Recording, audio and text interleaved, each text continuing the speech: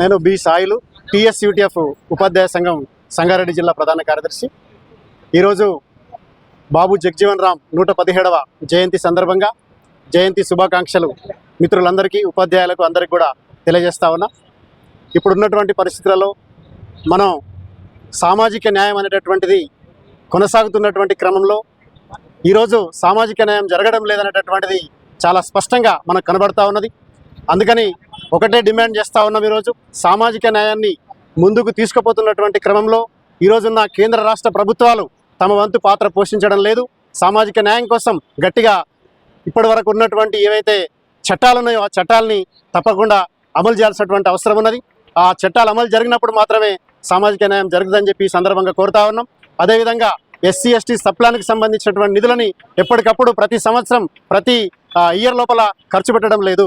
కాబట్టి SC ST sub plan నిధులని తప్పకుండా SC ST అభివృద్ధి కోసమే ఖర్చు పెట్టాల్సినటువంటి అవసరం ఉన్నది. ఈరోజు విద్యారంగం లోపల రకరకాల పరిణామాలు వస్తూ ఉన్నాయి. నూతన విద్యా విధానం 2020ని తీసుకొచ్చారు. దాంట్లో భాగంగా ఆ విద్యా విధానం యొక్క ప్రథమమైనటువంటి ఆదర్శంగా ఏమున్నదంటే విద్యార్థులను, అంటే పేద విద్యార్థులు, బలహీన బడుగు వర్గాల విద్యార్థులు ప్రభుత్వ పాఠశాలల్లో చదువుకుంటా ఉన్నారు. అట్లాంటి విద్యార్థులకి ఏదో ఒక నెపం చెప్పి పిల్లల్ని బడికి దూరం చేసేటటువంటి విధానంలో భాగంగానే ఈరోజు నూతన విద్యా విధానం తీసుకొచ్చారు. కాబట్టి ఈ నూతన విద్యా విధానాన్ని వెనక్కి తీసుకోవాలి అనేటటువంటి ఒక డిమాండ్ టీఎస్యూటీఎఫ్గా చేస్తూ ఉన్నాం. ఆ మనువాదాన్ని పెంచి పోషించే విధంగా నూతన విద్యా విధానం వస్తూ ఉన్నది. నూతన విద్యా విధానంలో భాగంగా గత చరిత్రలోకి ముందుకు వెళ్దామనేటటువంటి ఒక నినాదం తీసుకొని ఈరోజు సంస్కృతంని లేకపోతే సాంప్రదాయం పేరుతోని పాతకాలంలో ఉన్నటువంటి ఏవైతే బ్రాహ్మణికల్ ఐడియాలజీ ఉన్నదో దాన్ని విద్యారంగంలోకి తీసుకొచ్చి విద్యా కాషాయీకరణ చేసేటటువంటి ప్రయత్నం జరుగుతూ ఉన్నది. దాన్ని సంపూర్ణంగా టీఎస్యూటీఎఫ్గా వ్యతిరేకిస్తూ ఉన్నాం. అందుకని ఈ నూతన విద్యా విధానం 2020ని బేషరతుగా వెనక్కి తీసుకొని తప్పకుండా సామాజిక న్యాయం జరిగేటట్టుగా మరొక విద్యా విధానం ముందుకు రావాలని చెప్పేసి డిమాండ్ చేస్తున్నటువంటి పరిస్థితి ఉన్నది. ఈరోజు రిజర్వేషన్ల విషయంలో మనం కనుక చూసుకుంటే మొత్తం ప్రైవేట్ పరం అయిపోతూ ఉన్నది.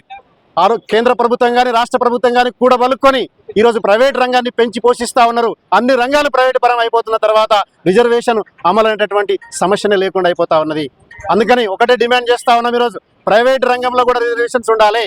అదే డిమాండ్తో పాటు ఈరోజు ఉన్నటువంటి ప్రతి రంగంలో కూడా ప్రభుత్వం తన ఇప్పటికే ఉన్నటువంటి ఖాళీలన్నింటినీ కూడా రిజర్వేషన్లో అమలు చేస్తూ నింపాల్సినటువంటి అవసరం ఉన్నది. అన్ని రంగాల్లో అంటే అన్ని డిపార్ట్మెంట్లలో ఉన్నటువంటి ఖాళీలన్నింటినీ కూడా రిజర్వేషన్లో అమలు చేసి తప్పకుండా ఖాళీలు నింపాలి, ఉద్యోగాలు నింపాలని చెప్పేసి డిమాండ్ చేస్తూ ధన్యవాదాలు.